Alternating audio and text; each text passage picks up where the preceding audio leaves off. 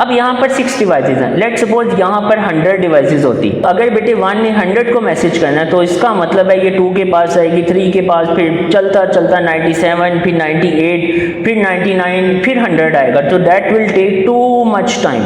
तो इसमें ये है कि आप इसमें ज़्यादा डिवाइसेस को कनेक्ट नहीं कर सकते। Welcome to Computer with Salman. I am Salman Ahmed, a young passionate programmer and a computer science teacher. Let's learn, build and grow together. अस्सलाम वालेकुम dear students and welcome back to another video. अच्छा बेटा second year class बच्चों, आज का जो हमारा topic है वो है बेटा नेटवर्क टोपोलॉजीज।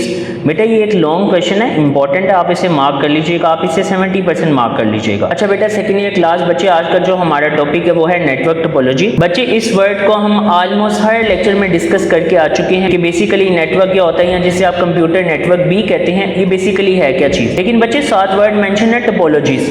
अब टोपोलॉजी का मतलब होता है नेटवर्क की अरेंजमेंट, स्ट्रक्चर, लेआउट, शेप। इन्होंने एक वर्ड मेंशन किया हुआ है अरेंजमेंट या अरेंज।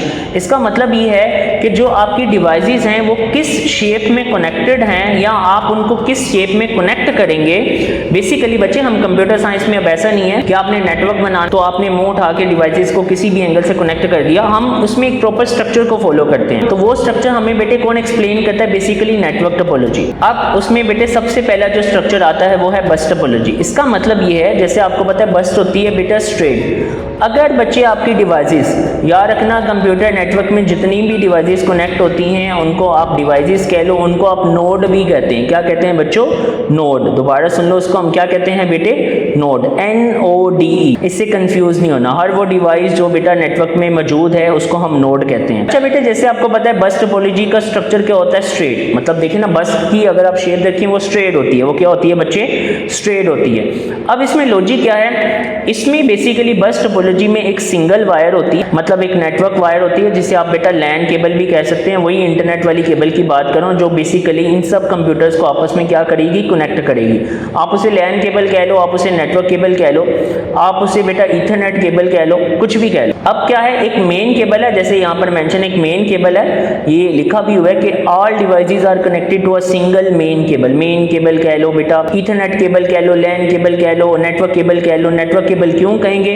क्योंकि उस नेटवर्क केबल इन सबको आपस में क्या करना है बच्चे? कनेक्ट करना है। तो बस टोपोलॉजी में हर डिवाइस बेटा उस नेटवर्क केबल से क्या होती है? कनेक्ट होती है। अच्छा आपको यहाँ पर बस टोपोलॉजी में साइड पे टर्मिनेटर्स मिल रहे हैं। अब टर्मिनेटर्स का काम क्या होता है, अगर मैं इसको मजीद क्लियर आपको दिखाऊं तो यहाँ पर भी आपको मिल रहे हैं टर्मिनेटर। बच्चे एक बात आपने याद रखनी है कि आपने जब एग्जाम में ये डायग्राम बनानी है तो जरूरी नहीं है आपने ये कंप्यूटर्स बनाने हैं। You can just write by this way, और आप इस तरह भी डायग्राम बना सकते हैं। या आप सिंपली आप यहाँ पर लिख सकते हैं C1, C2, C3, C4, C5, C6, मतलब कंप्यूटर्स को पॉइंट करें, या मोबाइल 1 या M1, M2, M3, device 1, device 2, या आप इस तरह भी लिख सकते हैं मोबाइल, लैपटॉप, PC। आप नेटवर्क के अंदर बेटा किसी भी नोड को ऐड कर सकते हैं, चाहे वो कोई प्रिंटर हो, जैसे कि आपको यहाँ पर दिखाई दे रहा है, यहाँ पर आपको प्रिंटर भी दिखाई दे रहा है। अच्छा बच्चे इन टर्मिनेटर्स का काम क्या है? अब ये तो बच्चे आपको पता चल गया बस टोपोलॉजी क्या होती है। जैसे आपको पता है बस का स्ट्रक्चर होता है स्ट्रेट, तो बस टोपोलॉजी में जितने भी कंप्यूटर हैं वो आपको दिखाई देंगे, वो स्ट्रेट कनेक्टेड होंगे।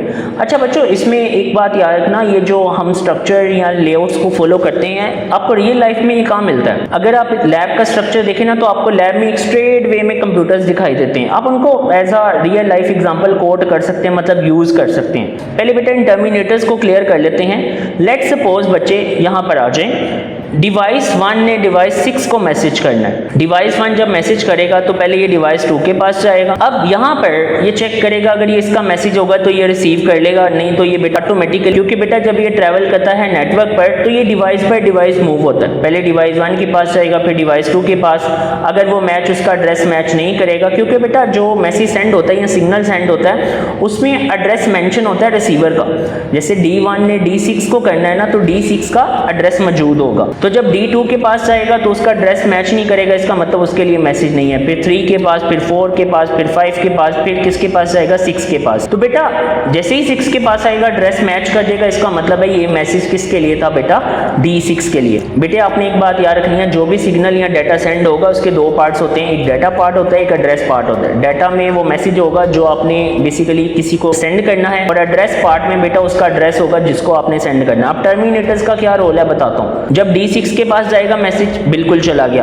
अब सिग्नल क्या होते हैं, बेसिकली जब एक चीज़ यूज़ हो जाती है तो बेसिकली सिग्नल को जब रिलीज़ किया जाता है तो वो बेटा टर्मिनेटर्स इसलिए लगाए गए हैं, ये करते क्या है, ये सिग्नल को डिस्ट्रॉय कर देते हैं। क्यों डिस्ट्रॉय करते हैं, अगर ये डिस्ट्रॉय नहीं होगा, लेट सपोज D2 ने उसी वक्त मैसेज कर दिया तो ये बेसिकली बाउंस बैक हो जाएगा उसी नेटवर्क की केबल पे। जो D2 ने मैसेज किया या किसी और डिवाइस ने मैसेज किया तो ये बेटा उसे कोलाइड हो जाएगा, मतलब टकरा जाएगा, और टकराने की वजह से आपका जो मैसेज है वो क्या हो जाएगा, डिस्ट्रॉय हो जाएगा, और इस तरह कम्युनिकेशन पॉसिबल नहीं होता। तो टर्मिनेटर्स का काम होता है जो सिग्नल फ्री हुए हैं या जिसका यूज नहीं होना उनको डिस्ट्रॉय कर देना या उनको खत्म कर देना, रिमूव कर देना, ये इनका काम है। उसके बाद बच्चे ये भी आपको क्लियर हो गया टर्मिनेटर्स क्या होते हैं, ये भी चीज आपको क्लियर होगी। बस टोपोलॉजी का बेटे आपको स्ट्रक्चर क्लियर हो गया। अब बच्चे इसमें हमने इसके ना एडवांटेज और डिसएडवांटेज देखने हैं। ये आपने 9th क्लास में भी पढ़ा हुआ है, बहुत आसान है बच्चे, simple and easy to install है। ऑब्वियसली इसका स्ट्रक्चर इतना मुश्किल नहीं है, आपने डिवाइस कनेक्ट करनी है, आप इजीली वायर के साथ डिवाइस कनेक्ट कर सकते हैं। तो इंस्टॉल का मतलब है बेटा नया कंप्यूटर या नोड कोई भी चीज आपने कनेक्ट करनी है आप कनेक्ट कर सकते हैं। तो इसमें केबल का ज्यादा एक्सपेंस नहीं, एक सिंगल केबल के साथ आप बेटे मल्टीपल नोड्स को कनेक्ट कर सकते हैं। उसके बाद है बेटा कॉस्ट इफेक्टिव। कॉस्ट इफेक्टिव का बेटे मतलब यह है कि इतना एक्सपेंसिव नहीं है। उसके बाद इसका डिसएडवांटेज ये है कि अगर मेन केबल इफेक्ट होती है तो सारा नेटवर्क खराब हो जाता है। अगर ये केबल खराब हुई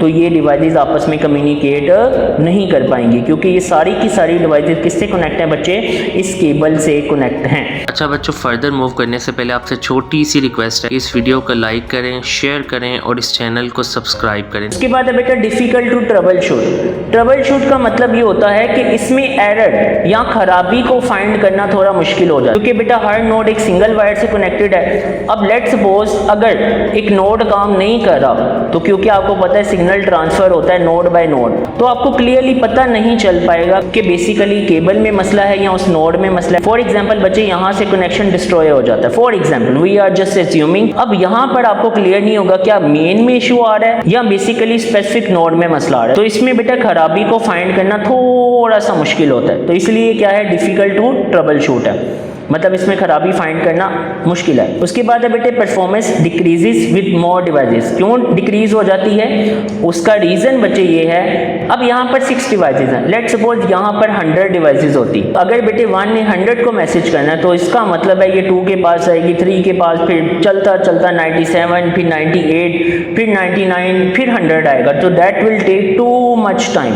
तो इसमें ये है कि आप इसमें ज़्यादा डिवाइसेस को कनेक्ट नहीं कर सकते। उसके बाद आपने करना है बस टोपोलॉजी को कंप्लीट करना है। डायग्राम आप ये सिंपल बना सकते हैं, कम्प्लेक्स बनाने की जरूरत नहीं है। तो बच्चे उसके बाद आपने इसके करने हैं एडवांटेज और डिसएडवांटेज। और बेटे इसके ऊपर आपने 80%, पहले मैंने 70% कहा था, अब आप 80% मार्क कर लें, ये इंपॉर्टेंट होंगे। तो ये आपके एडवांटेजेस होंगे, ये आपके डिसएडवांटेजेस होंगे। सो बेटा that was our today video. अल्लाह हाफिज। Thanks for watching students and kindly don't forget to subscribe.